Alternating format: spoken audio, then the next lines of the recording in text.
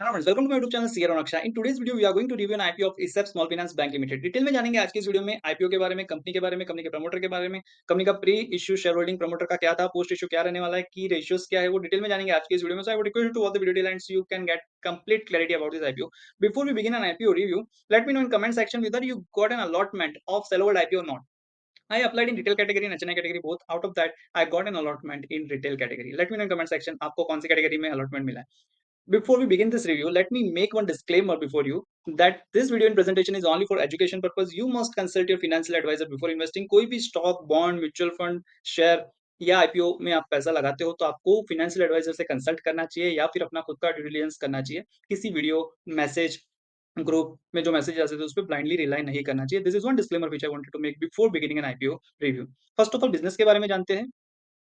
Company का business क्या है. तो कंपनी इनकॉर्पोरेटेड हुई 1992 में and it is a small finance bank mainly focusing on providing loan to rural and semi urban customer. Right, जो rural और सेमी अर्बन कस्टमर उनको लोन देने का ये कंपनी काम करती है. कंपनी के जो मेन प्रोडक्ट है उसमें माइक्रो लोन है, रिटेल लोन है, एमएसएमई लोन है, loan to financial institution, agriculture loan. कुछ और भी पैरामीटर्स है जो आपको जानने चाहिए कंपनी के बारे में, तो वो आप स्क्रीन पे चेक कर सकते हो. इंपॉर्टेंट डेट्स के ऊपर नजर डालें तो आईपीओ ओपन हो चुका है on 3rd of November. Closing होने वाला है 7th ऑफ नवंबर को. अलॉटमेंट फाइनल होने वाला है 10th ऑफ नवंबर. अगर आपको अलॉटमेंट नहीं मिलता है तो रिफंड इनिशिएट हो जाएगा by 13 of November.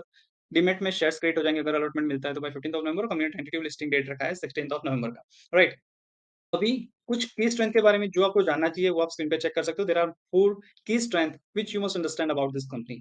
Right, very important is IPO size. Company ने आईपीओ का साइज जो रखा है दैट इज ऑफ 463 सीआर. उसमें से ऑफर फोर्स सेल है 72.30 सीआर का और फ्रेश इशू है 390.70 सीआर. उसका मतलब ये हुआ कि जो 72.30 सीआर है वो कंपनी के अकाउंट में नहीं जाएंगे, जो शेयर होल्डर अपना स्टेक सेल कर रहे हैं उनके अकाउंट में जाएंगे. और 390.70 सीआर है वो कंपनी को मिलने वाले हैं. लॉट साइज कंपनी ने रखा है 250 शेयर का. कंपनी ने प्राइस रखा है ₹57 to 60 पर शेयर का. एम्प्लॉय के लिए कंपनी ने डिस्काउंट रखा है 5 पर शेयर का.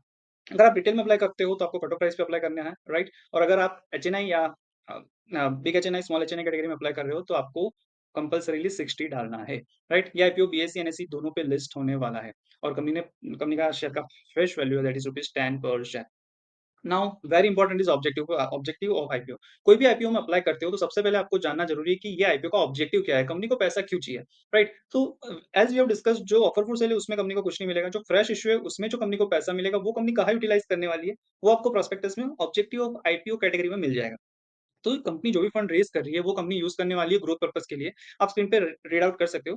The net proceeds are proposed to utilise towards augmentation of the bank's tier 1 capital base to meet bank's future capital requirement which are expected to arise out of growth. Right, bank की assets बढ़ेगी, growth होगा obviously. तो growth होगा तो growth के लिए company को capital की रिक्वायरमेंट रहेगी, तो वो जो भी फंड कंपनी रेज कर रही है वो ग्रोथ के लिए यूज करने वाली है. और दूसरा आप पढ़ सकते हो वैसे to receive benefits of listing. Right, stock exchange पे कंपनी का एक नाम होता है, एक रीच बढ़ती है, तो वो बेनिफिट लेने के लिए company is going to get listed on stock exchanges. Right, now very important IPO reservation. QIB के लिए 50%, एचएनआई के लिए है 15%, रिटेल के लिए है 35%. राइट, नाउ आईपीओ का lot size already I have discuss that it is 250 का एक लॉट है 250 शेयर्स का.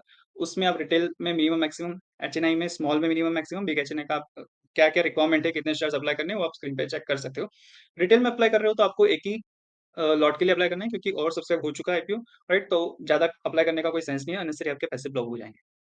Now very important financial information. कोई भी आईपीओ को आप रिव्यू करो तो सबसे पहले आपको चेक करनी चाहिए कि कंपनी के फाइनेंशियल इन्फॉर्मेशन का ट्रैक रिकॉर्ड क्या है. अगर लॉस मेकिंग कंपनी है तो उससे अपने को पता चलेगा कि और ड्यू डिलिजेंस की रिक्वायरमेंट. प्रॉफिट मेकिंग कंपनी है तो आपको रेशियो वगैरह देखना है, प्रमोटर का बैकग्राउंड देखना है, फर्दर ग्रोथ को कैसा रहने वाला है वो फाइनेंशियल इन्फॉर्मेशन से ही आपको पता चलेगा. आप देख सकते हैं टोटल असेट्स कंपनी का कैसे ग्रो हुआ है. 12,338 करोड़ का था जो बढ़ के एज ऑन 30 जून 21,000 करोड़ के आसपास पहुंचने वाला है.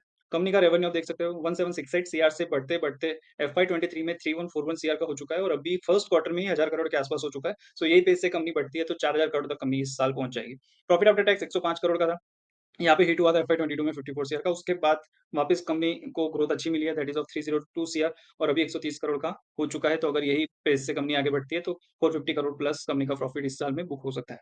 नेटवर्क भी आप कंपनी की चेक कर सकते हो, वो भी काफी अच्छे से ग्रो हुई है. रिजर्व भी कंपनी का ग्रो हुआ है और रेवेन्यू की कंपैरिजन में, प्रॉफिट के कंपैरिजन में बोरोइंग इज ओके ओके. ये स्मॉल फाइनेंस बैंक है तो इसमें बोरोइंग रहेगा. राइट, क्योंकि इनका जो मेन रेवेन्यू होता है that is of NIM. Right, net interest margin borrow करते हैं और सामने लैंड करते हैं. अदर भी bank being a bank NBFC को तो नीम रहता है but being a bank there are also major revenue customer से जो भी अदर एंसिलरी सर्विसेज के आते हैं, चार्जेस के आते हैं, वो सब भी कंपनी का रेवेन्यू का पार्ट होता है। So this is all about financial information. Financial information काफ़ी पॉजिटिव लग रही है, राइट? अब बढ़ते हैं कुछ की रेशियो के बारे में। कंपनी का जो ईपीएस है that is 6.73, return on net worth है 17.69%, sounds good. Market capitalisation company का रहने वाला है, राइट? टेंटेटिव जो भी लिस्टिंग के बाद वो 3000 करोड़ के आसपास का रहने वाला है। कंपनी का जो पी निकल के आता है वो 8.94 है और पोस्ट आईपीओ लिस्टिंग होने वाला है करीबन-करीबन 5.94। तो पीयर्स के कंपैरिजन में कंपनी ने लिस्टिंग पे गेन का स्कोप छोड़ा है, राइट? नाउ शेयर होल्डिंग की बात करूँ प्री और पोस्ट तो आईपीओ से पहले प्रमोटर का शेयर होल्डिंग था 74.43%, पोस्ट इश्यू हो जाएगा 72.6 सॉरी 62.64% और जो पब्लिक का 25.57 पब्लिक और अदर्स का जो स्टेक था 25.57 वो बढ़ के हो जाएगा 37.36 यानी सिग्निफिकेंट स्टेक प्रमोटर का रहने वाला है पोस्ट आईपीओ भी। So this is also good sign, right? So core strength अच्छी है कंपनी की, फाइनेंशियल इन्फॉर्मेशन भी काफी स्ट्रांग है, राइट? शेयर होल्डिंग भी प्रमोटर्स का आईपीओ के बाद भी सिग्निफिकेंट रहने वाला है। सो दीज आर की positive science about this IPO. Now, before we talk about conclusion of this IPO, I would like to welcome you to join my WhatsApp channel where I am sharing key information, key financial information and lot of other stuffs also. So link description में डाल दिया है, आप उस पे click करके WhatsApp channel का हिस्सा बन सकते हो और उसको ज्वाइन कर सकते हो।